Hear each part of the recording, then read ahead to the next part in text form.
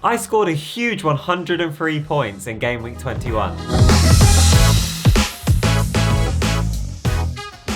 Hello everyone, my name is Akshay and welcome back to a brand new FPL video. In today's video, I'm just going to give you guys a rundown on how my team did in game week 21, which I can say was very, very good. And then I'll give you some initial thoughts onto my plans for game week 22, with what kind of transfers I'm thinking for my team and a few different strategies which I think could help myself and you guys as well. Just before we get into the video, I just want to say a massive thanks to everyone who supported the FPL Champions video with FPL Raptor. It did really, really well and I'm super happy you guys enjoyed it. Also, if you enjoy this video and the content I'm doing, please do subscribe to the channel and also give the video a like. It really helps me and the channel out. But other than that, let's get into the video. So game week 21, I mean, I had an absolutely incredible game week. My Newcastle trio for the 5th week in a row has just got me so many points, man. Them keeping clean sheets has been clutch for me because one goal could have just broken everything for me in those last 5 weeks. But the Geordies are hanging in there with the clean sheets. And then Akanji finally got a return, also getting 6 points.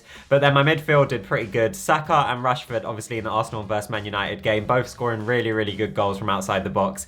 Saka bagging 9, Rashford 7. De Bruyne got an assist, which was decent. And the only player in my team, man, I'm so gutted at the moment with Rodrigo, but he was the only player in my team who blanked. And I'm just waiting for him to absolutely fire because Leeds played in the FA Cup literally a few days before their Premier League game and he scored and got an assist. So I'm just getting so unlucky with him in the league at the moment, but they've still got a few good fixtures coming up. They've got a double game week hopefully coming up with Man United, depending on what happens with them in the FA Cup this weekend. But yeah, pray for Rodrigo, man. Please, come on, Rodrigo. Then up front, Nketiah, I mean, what can I say? I've been banging on about him for weeks. Trust in Eddie, scoring 2 great goals, getting 13 points, 3 bonus points too, which was amazing for my team. That was the big differential. And then Kane also scoring, now equal with Jimmy Greaves' all-time goal scoring record. And Tottenham have really good fixtures coming up as well. So I proper back him to bag a few goals in the upcoming game weeks, definitely, because he obviously wants to break that record as soon as possible. And then Captain Fantastic Haaland, who scored a hat-trick for me. But everyone basically had him as captain, so it basically means nothing when Haaland does something. So yeah, fantastic game week overall. But I'm just going to move now quickly on to how my team did against the top managers. I like showing you guys this because then you can like compare to how you do against the top 10 and then the legendary managers throughout the history of FPL. So obviously my team scored 103 points. The overall average for game week 21 was 66. And then the top 10k scored 78 points on average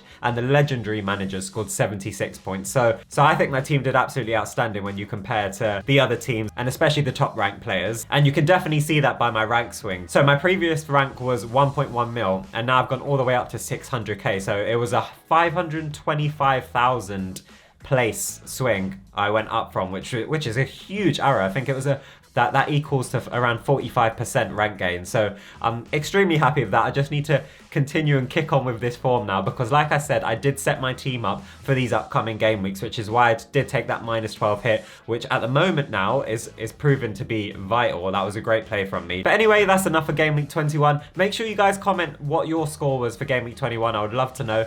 But now let's get on to my plans for game week 22. So here are my transfer plans for game week 22. At the moment, I've got 2 free transfers, but I'm thinking to take out De Bruyne and Saka for Bruno and Odegaard. I really kicked myself because 2 weeks ago, or 3 game weeks ago, I said, you guys saw in my videos how much I wanted Bruno because I had a feeling he was going to hit pre-Ronaldo form any second, and he proves to be doing that because he's literally scoring or assisting every single game. And to be honest, at the moment, I don't really feel like De Bruyne has proven to be too much good value. So Man United obviously have hopefully a double game week coming up against Leeds. I haven't added it on there yet. That's why you can only see Crystal Palace as the game there because it isn't 100% confirmed.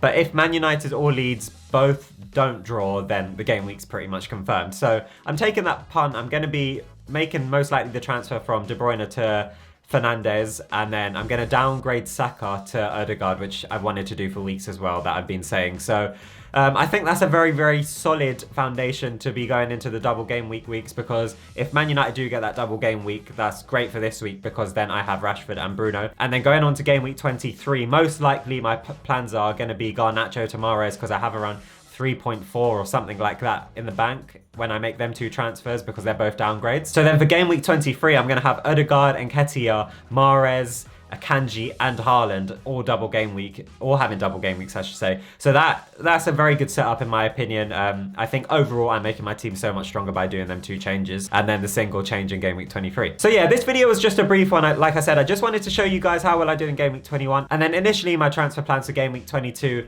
But a lot of things are happening at the moment, especially with the cut fixtures. So I'm gonna wait till basically the last minute to make any changes and like finalize and lock in these changes that I have planned. But in the next few days, I'm gonna have some really important videos coming out, some transfer tips in general and also some strategy videos and what you guys should be preparing for the double game weeks and the blank game weeks coming up. So yeah, some really important videos, so make sure you guys don't miss that. But other than that, guys, thank you so much for watching. Please do subscribe if you enjoyed the video and also give the video a like. But other than that, I will see you for my next FPL video.